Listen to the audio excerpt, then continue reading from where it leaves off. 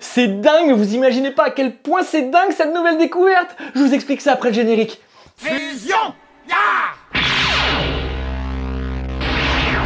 Bonjour les padawans de la physique, Obiyan pour vous servir. Bienvenue sur la chaîne qui répond à vos questions. Et pour ce faire, laissez-les en commentaire et j'y répondrai lors d'une prochaine vidéo. Aujourd'hui, on répond aux commentaires d'Yvan et on voit cette nouvelle découverte qui est folle. Oui, cette découverte dingue qui a été découverte le week-end dernier. C'est pour ça que j'étais obligé de faire la vidéo maintenant, avant que tout le monde en parle. Je dis ça parce que ça va révolutionner la physique. Vous n'êtes pas prêts. Le pire, c'est que ça a été trouvé par hasard. Comme les micro-ondes. Je sais pas si vous savez, mais les micro-ondes, en fait, c'est un mec qui avait essayé de traîner un sandwich à côté d'une source de micro-ondes. Ils ont vu que ça avait cuit le sandwich. Bah là, c'est pareil. Les mecs, ils ont fait un test. Hop, ils ont trouvé ça. C'est ouf, mais c'est ouf. Pour reproduire ce que je vais vous montrer tout à l'heure, il suffit juste d'avoir un oignon et une gousse d'ail. Et avec ça, on va contrer les lois de la gravité. On va faire monter un objet tout seul sur une pente. Je vous explique le phénomène d'abord et après je vous montre en pratique. En fait, quand on prend un oignon, il y a une molécule à l'intérieur. Et dans notre gousse d'ail, il y a une autre molécule. Et quand on les mélange, il se passe un truc de fou. Déjà dans l'oignon, la molécule qui nous intéresse, vous la connaissez déjà. Vous ne connaissez pas son nom, mais c'est celle qui nous fait pleurer quand on découpe l'oignon. C'est le 1-propényl L-cystéine sulfoxyde. Sa formule simplifiée est le C6H10OS2. Donc 6 atomes de carbone, 10 d'hydrogène, 1 d'oxygène et 2 de soufre. La deuxième molécule, c'est celle qui est présente dans l'ail. Bon déjà, elle va être beaucoup plus facile à dire. Elle s'appelle l'allicine.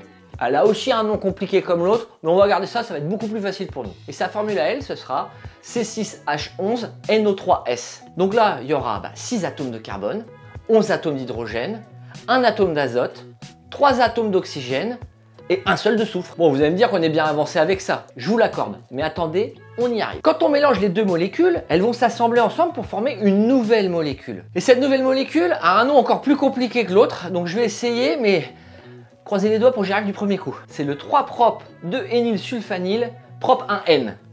Et lui, sa formule, en fait, ça va être la somme du nombre d'atomes de la première molécule et de la deuxième molécule. Et donc sa formule, c'est C12H21NO4S3. Et c'est cette molécule-là qui va créer une révolution, qui va créer le changement dans la perception de la physique qu'on a. Oui, c'est cette molécule qui va inverser la gravité. En fait, je vais essayer de simplifier pour que vous compreniez, parce que c'est un peu compliqué, mais vous allez voir, ça va être facile en vrai. Si on étale cette molécule sur une pente, n'importe quelle matière qu'on va mettre sur cette pente va se mettre à monter toute seule. Alors quand je dis monter toute seule, si tu te mets comme ça, tu vas pas monter comme un ascenseur. Mais par exemple, tu mets une roue, elle va monter. Donc vous imaginez tout ce qu'on va pouvoir faire avec ça. Ça va être fou, même pour l'écologie. Pour monter une pente, il n'y aura plus besoin d'un moteur. Ça va être fou. Vous vous rendez même pas compte, je suis sûr. Donc en fait, cette molécule, quand on la crée, quand on vient de la créer, elle va se mettre en boule comme ça. Et tout en haut de la boule, il y a des électrons. Mais des électrons qui partent facilement. Donc ça veut dire qu'il y a plein d'électrons qui vont partir. On va se retrouver avec une molécule plutôt chargée plus, d'accord? Et donc quand on va mettre une matière dessus, elle va jouer avec les électrons qui sont sur la dernière couche électronique des atomes qu'on va poser dessus.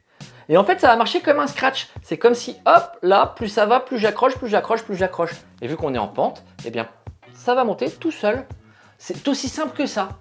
Mais personne ne l'avait jamais trouvé avant. Et puis maintenant, je vais mettre ma blouse et on va procéder à l'expérience. J'espère que ça va marcher, s'il vous plaît. Bon déjà, avant de commencer l'expérience, la première chose qu'on va devoir faire, et ça c'est très important, il faut à tout prix que ça soit la première chose, c'est prendre un bout d'oignon et frotter l'élément où on veut faire l'expérience. Là, ça sera la table basse qui est derrière moi. Je commence par ça.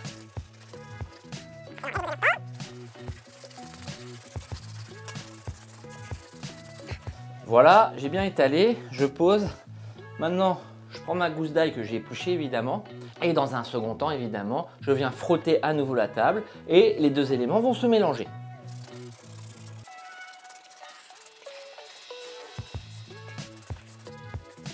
L'avantage, c'est que cette réaction est très rapide, donc on va pouvoir attaquer dans la foulée. Mais bien sûr, là ma table elle est droite, on va mettre une cale sous la table pour la rendre en pente.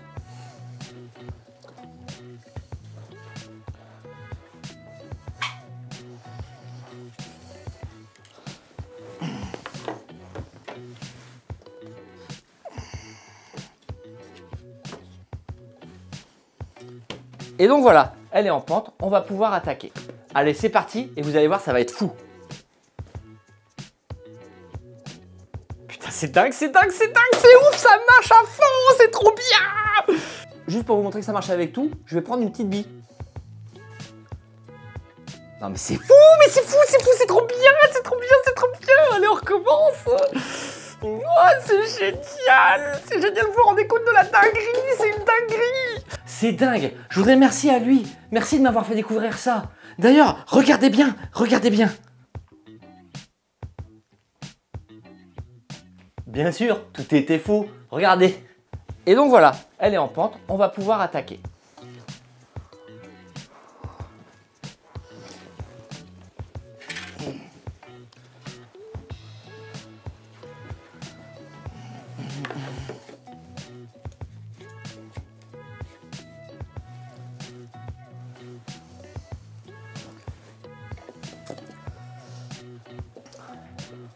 Allez, c'est parti et vous allez voir, ça va être fou.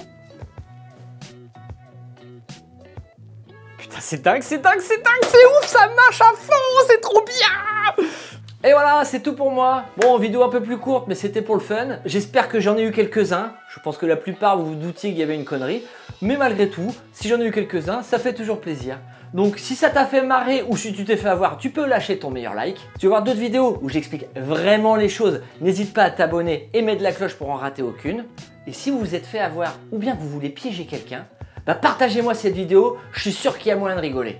En tout cas, c'était Obian qui vous dit « Ne croyez pas tout ce qu'il y a sur Internet ».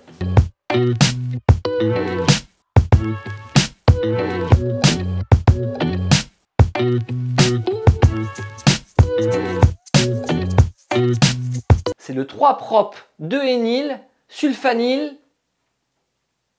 et parcyle. Bon, raté.